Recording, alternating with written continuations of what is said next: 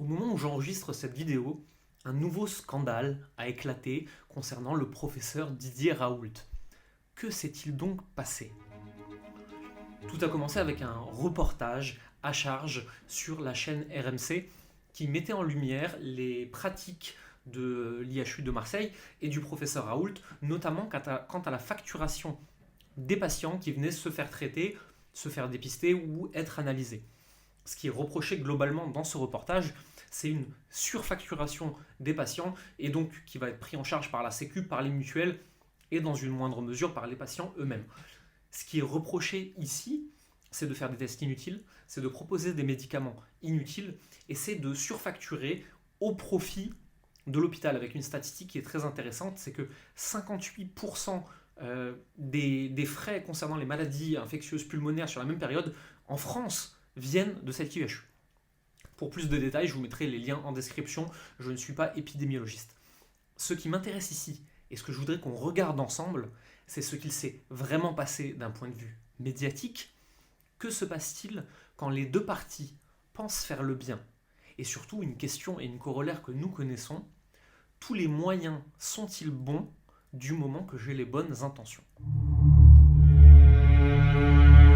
Le professeur Raoult est très connu, surtout ces 18 derniers mois, pour ses prises de parole grandiloquentes autour du virus, du coronavirus, de l'hydroxychloroquine, de tous les traitements qui vont avec.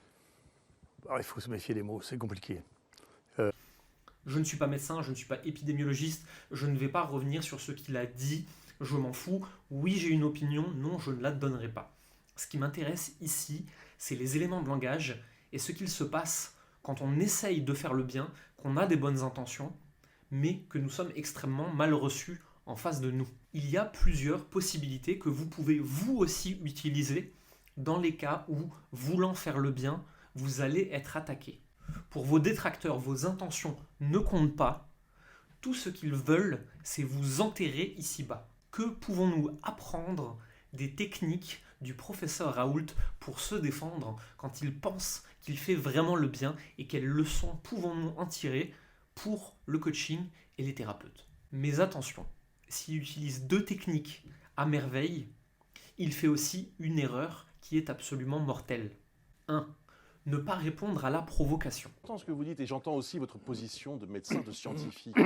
Euh, J'attendais aussi, ou je vous demandais aussi une réaction peut-être plus dans l'émotion. Vous me dites que vous n'avez pas envie d'aller sur ce terrain-là. Je crois que le président de la République lui-même est particulièrement sensible à ce cas. Pour vous, ce n'est pas un événement particulier? Non, si vous voulez, les chiffres pour moi n'ont pas un sens symbolique particulier. Donc vous me disiez, il y en a 99 990 ou 100 000, je ne vois pas trop la différence. Si vous êtes là pour faire le bien, si vous communiquez, si vous prenez la parole sur les réseaux sociaux, sur des sujets brûlants, parce que vous voulez vraiment aider les autres, vous allez être attaqué. Vous allez être provoqué. Des gens vont vous mettre en porte-à-faux, vont vouloir que vous participiez à la mêlée. La pire erreur que vous pourriez faire, c'est de leur répondre. La pire erreur que vous pourriez faire, c'est de participer à cette confrontation. On ne joue pas avec un cochon dans la boue parce que vous serez tous les deux sales et l'un des deux aime ça. Vos détracteurs veulent vous mettre sur le devant de la scène, dans le débat, veulent vous faire vous battre, vous chamailler, vous énerver, perdre votre sang-froid. Si vous êtes sûr que vous êtes là pour faire le bien, vous n'avez pas à réagir à ce genre de provocation. Vous n'avez pas besoin de participer à ce genre de débat. Vous pouvez rester en retrait avec une phrase simple. Je ne fais que ce que je sais faire, aider les autres. Je ne suis pas journaliste, je ne suis pas politique, je ne suis pas polémiste, je n'ai pas à prendre part au débat. 2. Revenir sur des éléments factuels que l'on maîtrise. Le professeur Raoult fait ça à merveille dans les médias. Il arrive à recentrer le débat sur des choses sur lesquelles il est compétent. Quand on essaye de l'amener sur un autre sujet que le sien, il recadre immédiatement la conversation pour être sûr de reparler de ses propres intentions. Voilà. Mais revenons à ce que vous disiez au fond. Un mort vaut-il un mort? Oui. Vous ne croyez pas? Est-ce que vous pensez que quelqu'un qui a 85 ans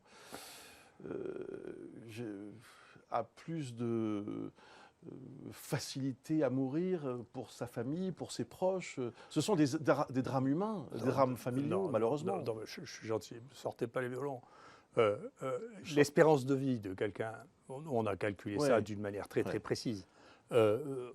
88%, pour vous dire de manière très précise, Ouais. des gens qui sont morts ici au CHU de Marseille avaient une espérance de vie qui était inférieure à 1 an.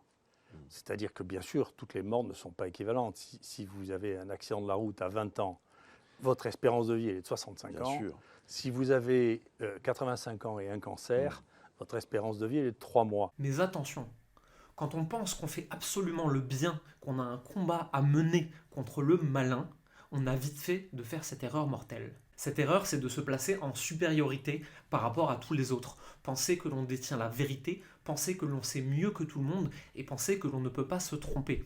Si vous êtes coach, si vous êtes thérapeute, c'est particulièrement vrai, c'est vrai dans tous les métiers. Attention à votre humilité. Et je ne dis pas que ce n'est pas important, hein. Il faut peut-être qu'il y ait des astrologues, il faut peut-être qu'il y ait des gens qui prédisent. Vous savez, les généraux romains ne faisaient pas une guerre sans demander l'avis des auspices et des aruspices. Alors regardez si le vol des aigles passait de droite à gauche ou de gauche à droite, et si le foie des volailles était bien au bon endroit. Et donc c'est vieux comme l'humanité d'avoir un besoin de prédiction. C'est quelque chose que je recommande particulièrement aux gens qui veulent faire le bien, aux gens qui ont à cœur d'aider les autres, aux professions du care, de l'accompagnement, de ceux qui prennent par la main ceux qui en ont le plus besoin. Attention, restez humble, vous avez le droit de faire des erreurs, l'important est de les reconnaître et de toujours parler avec le cœur. Pour finir, je ne sais pas encore comment le professeur Raoult va réagir à cette énième provocation et je ne sais pas si il a tort ou raison. Ce que je sais par contre, c'est que un peu plus d'humilité ne lui ferait probablement pas de mal, améliorerait sa communication et lui aiderait à passer mieux son message. Mais le veut-il vraiment? Nous sommes-nous réellement posé des questions sur ses réelles intentions?